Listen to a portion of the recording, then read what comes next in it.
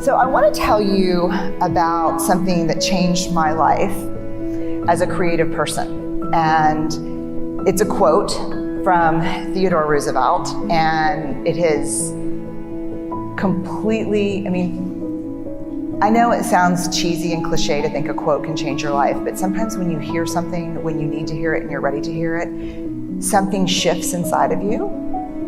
And so my story is that I am a researcher, and I never thought I would have a big public career. And so I did a TED Talk that went very viral.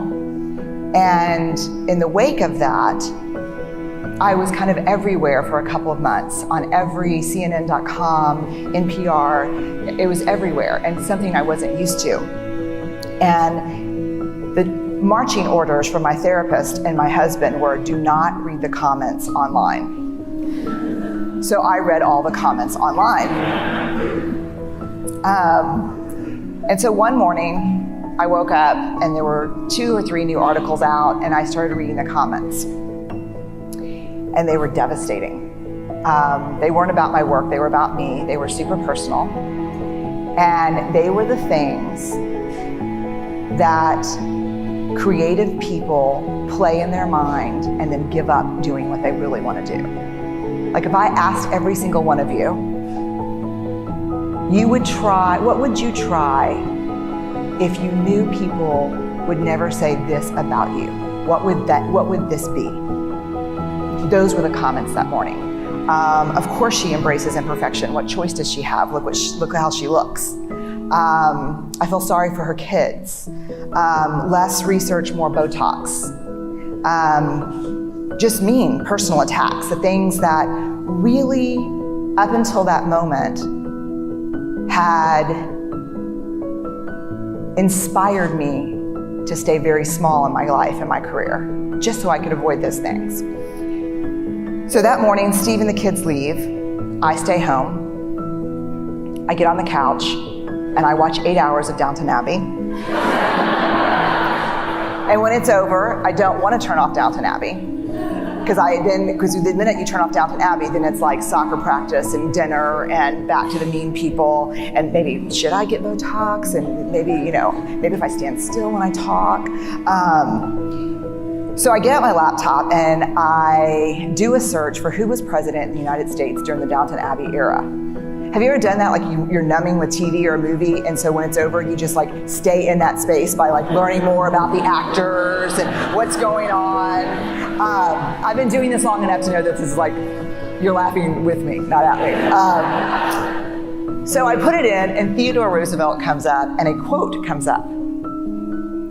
And I read it, and this is what it says. It's a quote from a speech that he gave in the early 1900s at the Sorbonne, and a lot of people call it the Man in the Arena speech. And this is the passage that changes my life. It's not the critic who counts. It's not the man who points out how the strong man stumbles or where the doer of deeds could have done it better. The credit belongs to the person who's actually in the arena, whose face is marred with blood and sweat and dust, who, at the best, in the end, knows the triumph of high achievement, and who, at worst, if he fails daring greatly. So the moment that I read that, I closed my laptop, and this is what shifted in me. 3 huge things. First, I spent the last 12 years studying vulnerability, and that quote was everything I know about vulnerability. It is not about winning, it's not about losing, it's about showing up and being seen. The second thing, this is who I want to be. I want to create. I want to make things that didn't exist before I touched them. I want to show up and be seen in my work and in my life. And if you're going to show up and be seen, there is only one guarantee, and that is you will get your ass kicked. That is the guarantee. That's the only certainty you have. If you're going to go in the arena and spend any time in there whatsoever, especially if you've committed to creating in your life, you will get your ass kicked. So you have to decide at that moment, I think for all of us, if courage is a value that we hold, this is a consequence. You can't avoid it.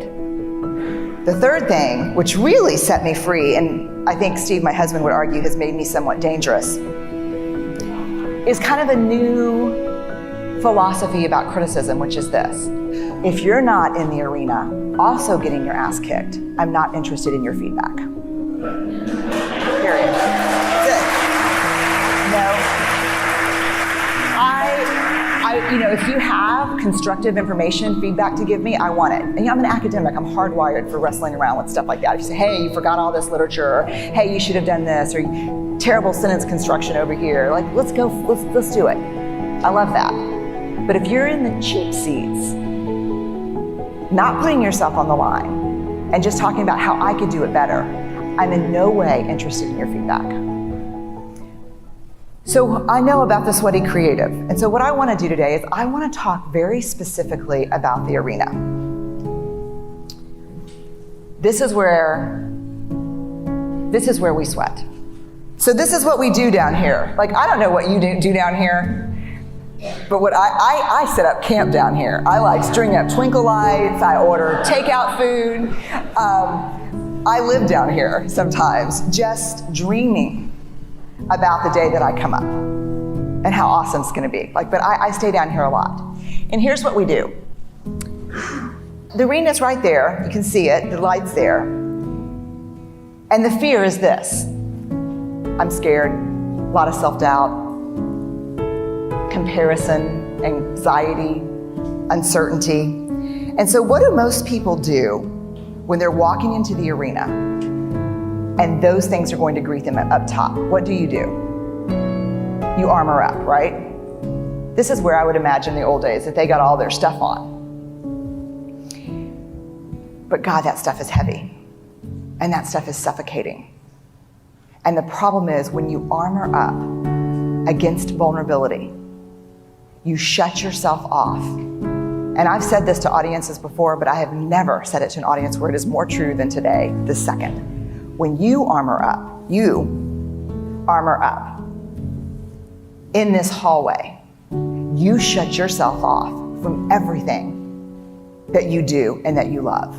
Because vulnerability is certainly a part of fear and self-doubt and grief and uncertainty and shame, but it's also the birthplace of these.